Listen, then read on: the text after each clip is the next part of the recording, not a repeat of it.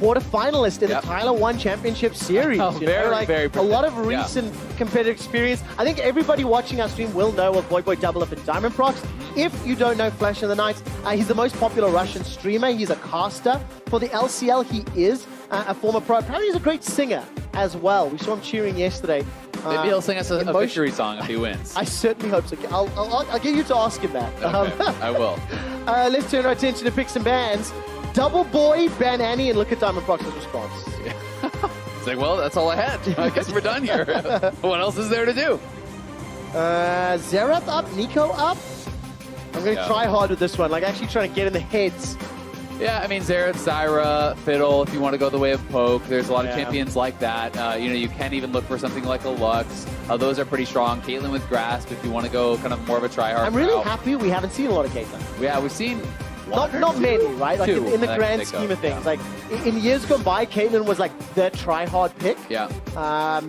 Fairly non-interactive type champion. You just play through the CS or tower. But I like the fact we got a lot of all-ins. I like the fact that we're going a bit strange. To round it out, Draven, Varus, Lucian. The triple Doublelift ban. They're disrespecting the boy. Let's see if Voyboy can bring something out. But I mean, there are other ADs. We mentioned it. Obviously, you could go to Caitlyn. You may have kind of cursed it here as the triple AD ban comes. The next AD that would be kind of logical, if you're thinking about a strong 2v2, probably would be Caitlyn. But we've also seen lots of players go to something that's like more of an off-roll champ, right? Like Licorice was playing Vel'Koz yesterday, for example. Well, what's the counter to Nico? If you know Nico's open, you know it's a possibility.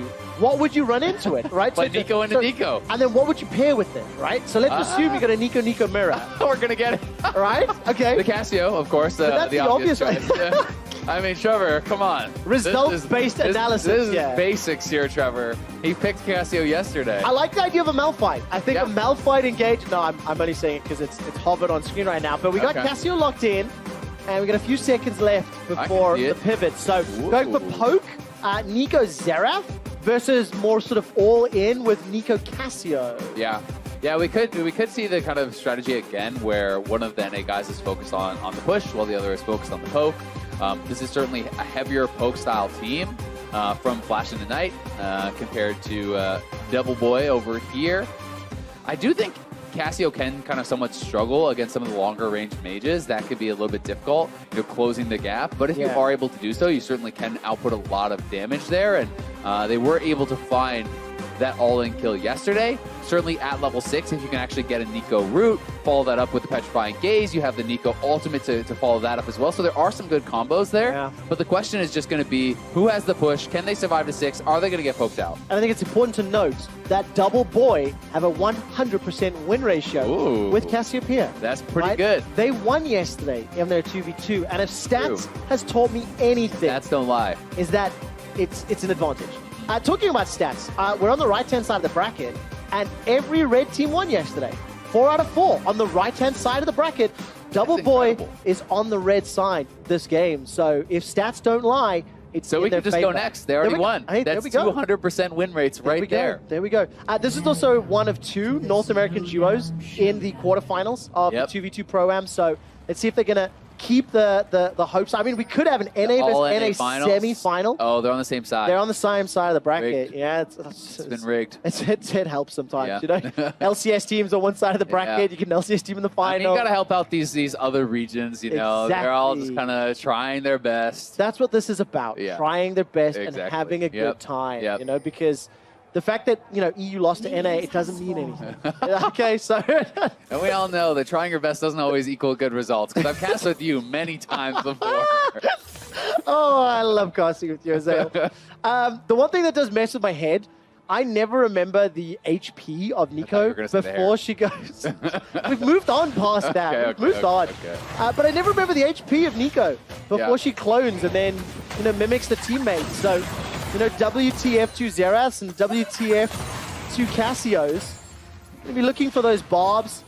And it's going to be slightly different play patterns here. You've got double CC on the side of Xerath. Nico, versus CC plus Miasma all in on the side of Casio for North America. Yeah, I'm going to be interested to see if anyone can kind of juke out their opponent with the clones, because we did actually see some of that kind of happening yesterday, where I believe it was in actually one of the 1v1s where the Nico clone came out from a bush. His opponent thought he was engaging, and he kind of used the ultimate early there. So you definitely can do some pretty tricky stuff with it. I don't think you're going to confuse anyone by being like, it's too Dareth, but using the clone is pretty important. And I also think the clone steals the health relics as well, if I recall correctly. Oh. I believe I remember freaking Kobe going on about the denial of the health relics. But look at Voyboy going with some good Twin Fang damage into the face of Flashinthenight and Diamondaprox. Diamondaprox, by the way, he's got himself the minion dematerializer. We saw one or two of them yesterday not used particularly well. Yeah. So I want to keep an eye on how well that's going to get used today. Yeah, and I think the further you get in the tournament, the more likely these guys are, kind of thinking through all the rune choices, thinking through all their selections. Because, yeah, I mean, we saw some Gathering Storm, we saw some runes that weren't really going to be utilized that much, but be interesting to see if they do try to go more just for pure push. We'll see how it goes for now. 23 CS to 16. Casio plus Nico, better at last hitting. That shocking orb was shockingly short. Flash in the night, not going to find his target. I'm looking at summoner spells, which I haven't done yet. Defensive, by the way, on the side of North America. Barrier and heal. I think I like that when you consider they could get poked down, and this just allows them a little bit more safety when they're looking for an all-in. Yeah, definitely makes some sense there with the style that they're going to play. And Diamondprox is the one to actually get kind of poked out here first, and because he's not playing Biscuits, he's the only guy without playing Biscuits. He's going to have to go back to base, going to have to reset. But one of the problems with Casio, I think, on maps like this is you are going to run out of mana. So we'll see when they elect to actually reset, and it may be right off this wave. Yeah, they're going to have Voyboy just go back, Doublelift finish off that last minion, and we'll find out the bias. I mean, it's a really significant CS advantage. Shocking Orb manages to find the target. There's a root, but there's no follow-up. If you go for the damage onto Doublelift, then all of a sudden you lose that CS when you're down 22 to 37. It's such a different opportunity cost analysis. It's also like when you're looking at the pros here, you have Diamondprox, who's a jungler, who's not going to be as used to farming compared to Doublelift. Like that's what marksmen do, so you would expect him to have an advantage, and that may prompt the CIS squad to look more for an all-in. Yeah, I think so too. And especially when you do have that longer range, there is a lot of CC time that can come down from Nico, so if it can be initiated by Diamondprox, I think Flashinthenight should have the damage to close out a kill. When you add the Bobs and the Pop Blossom, I think there is a scary combo. But then you have to get through a Petrifying Gaze, and you have to get through Miasma, so it plus is a the challenge. defensive summoners, as you said. And even if you went into this being like, let's go for kills. When you're up 20 CS this early, you might be thinking, ooh, I kind of just want to win. I kind of just want to farm it out. So, because you can definitely put the pressure on your opponents to be the ones that have to engage, unless you just start missing a tremendous amount of that farm yourself. 12 CS up. Wave's going to be denied here. Only a couple CS, Voyboy and Doublelift. But they're going to be very comfortable, very happy. I mean, yesterday they played a controlled game with that Casio and Varus. They were playing into Lucian and Fiddlesticks. I think they got one kill, then one off CS. Correct. Is what happened there. So, and as you pointed out yesterday, Casio with the Twin Fangs does make last hitting pretty comfortable under the turret there. Having that additional help, and Doublelift and Voyboy looking like they're working together quite well here. With this last hitting, you can see Voyboy bought a ton of mana, the Mana Crystal, Double Doran's Ring. He's going to have the added mana from the Mana Biscuit as well. So he's looking pretty good in that regard, and probably not going to run into too many mana problems. Yeah, very, very good start. North America looking strong. They're in the quarterfinals. They're looking to go to semis. Looking to get a closer step towards the prestigious finals in the 2v2 Pro-Am. 66. Where they then have to go up against Quickshot and Vedius. That would be awesome. That would be awesome, but it would end very badly for me and Vedius. It would not end well. Now, all of our practice time is going to tandem mode, which will come after the 2v2s, and we'll get some opportunity to talk about that. But look at this, good route into the orb. That's great damage onto Doublelift, but a flash away from the Pop Blossom. That will keep, it's actually Voyboy alive. Now he's going to keep chasing, running for his life. Voyboy steps back, and nobody goes down. The barrier helps out a lot. Yeah, that is the flash down from Doublelift, the barrier down from Voyboy, though, and another route does land. So what was looking so one-sided for the NA team, Doublelift kind of face checks there, gets rooted, gets Zera stunned, just kind of the full combo. And we'll send them packing with the wave pushing to their opponents. So since the wave is actually pushing away, this is going to deny a lot of the minions. Yeah. So that could help to really close up the CS gap, because look at this massive wave that's shoving in. Oh, Ooh, that was so close. So close, just in that little safety zone. But the main thing, I think, Azael, is just talking about great little combination there, 3 pops on the queue. The number of skill shots that Voyboy and Doublelift have eaten with their face is risky, you know? It is. When you It's a bold strategy. So, got to be a little careful with that. Yeah.